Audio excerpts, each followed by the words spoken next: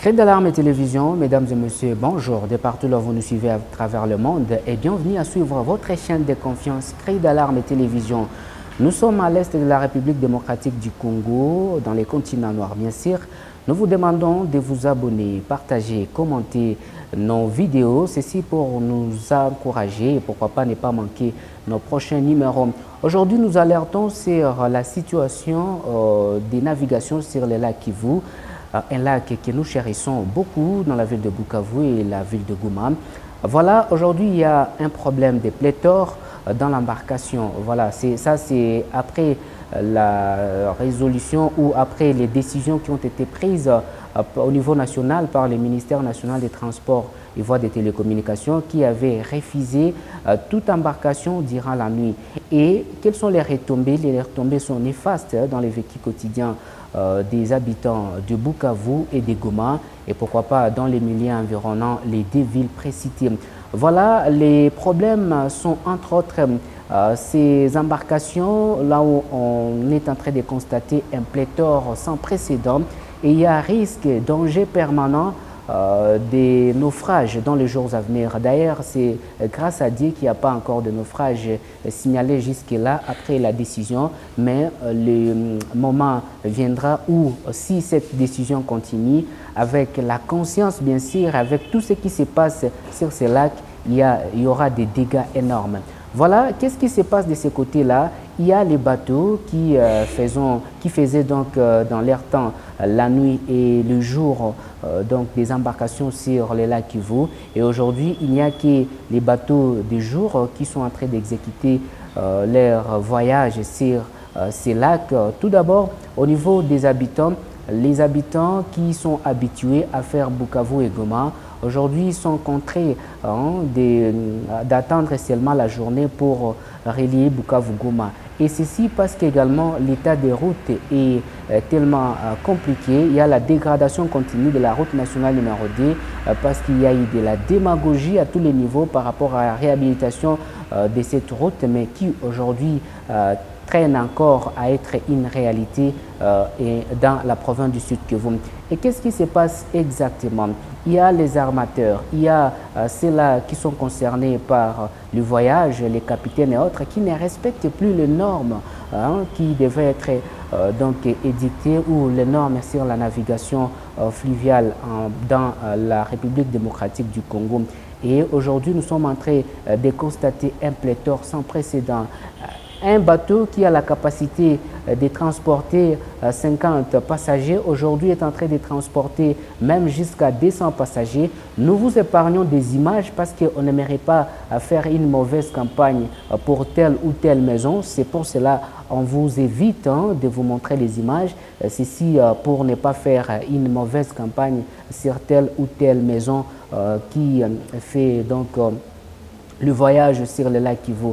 Il y a les gens qui sont entassés les uns sur les autres, comme on dirait des marchandises. Pourquoi? Parce que vous payez votre 25 $ par exemple pour soit la première ou deuxième classe et vous arrivez à la deuxième classe, c'est déjà plein. Et là, vous êtes debout, vous allez même à la troisième classe, il n'y a pas de place, donc on ne sait pas, on prend les gens comme ce n'est pas des marchandises ou quoi. Et il y a les services, les différents services étatiques qui sont signalés du côté du port de Bukavu et pourquoi pas de Goma qui ne respectent pas donc ce qui doit être respecté, ça veut dire le nombre exact des passagers. Je ne sais pas, ça relève de quelle conscience si aujourd'hui les différents services peuvent être complices à rançonner de l'argent parce qu'il y a de la corruption qui est signalée, il y a la corruption, ces agents de ces différents services qui acceptent de l'argent et qui acceptent les surpeuplements dans les bateaux pendant la journée.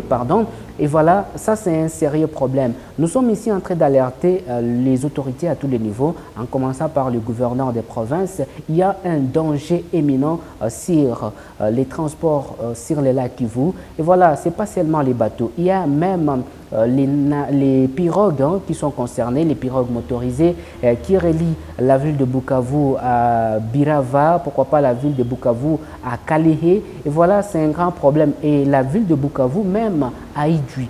Il y a ces pléthores qui sont signalés, la marchandise, voilà, il y a la quantité énorme de marchandises qui sont signalées. Et voilà, si par exemple une pirogue peut transporter 1 tonne, aujourd'hui la pirogue est en train d'arriver même jusqu'à 5 tonnes. Voilà, c'est un cri d'alarme, c'est un danger permanent. Il ne faut pas attendre que les dégâts soient pour constater. Il faut prendre des mesures drastiques bien avant. Ceci pour nous éviter toutes sortes de naufrages qui peuvent surgir les jours à venir.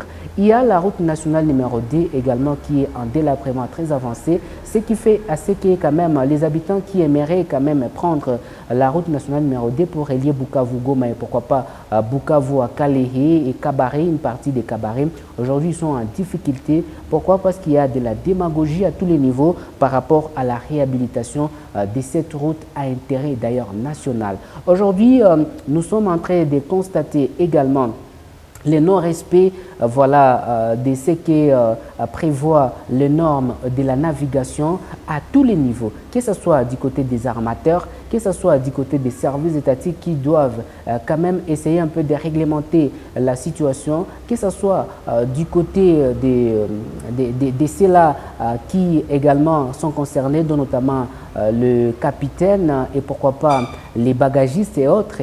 Voilà, c'est un danger permanent. Cri d'alarme et télévision, c'est pour vous donner la situation qui se passe sur le lac Kivu.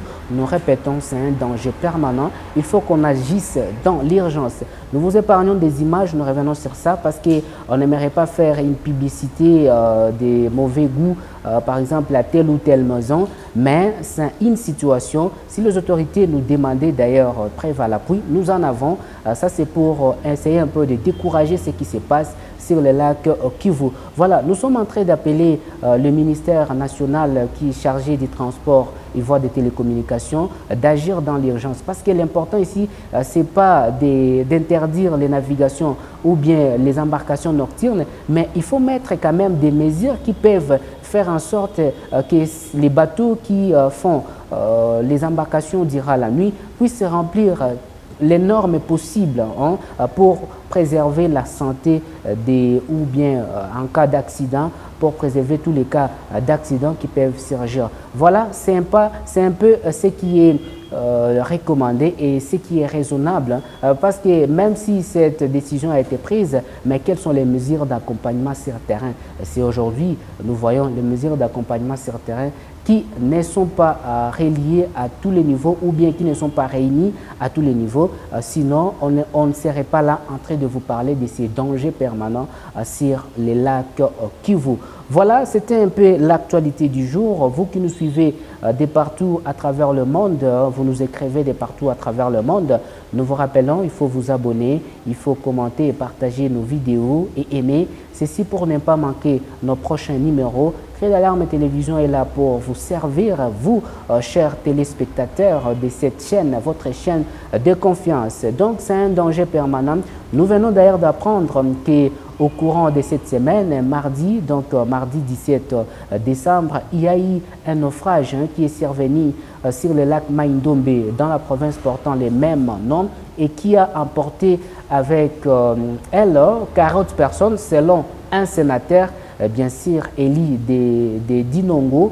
Et voilà les sénateurs qui parlent de plus de 40 personnes qui sont décédées. Et pourtant, le gouverneur de cette province parle de 22 personnes et plusieurs disparus. Et donc, le problème n'est pas résolu, mais on doit faire en sorte qu'il y ait des mesures d'accompagnement pour nous éviter ces cas d'accidents, de naufrages qui sont signalés partout en République démocratique du Congo. Voilà.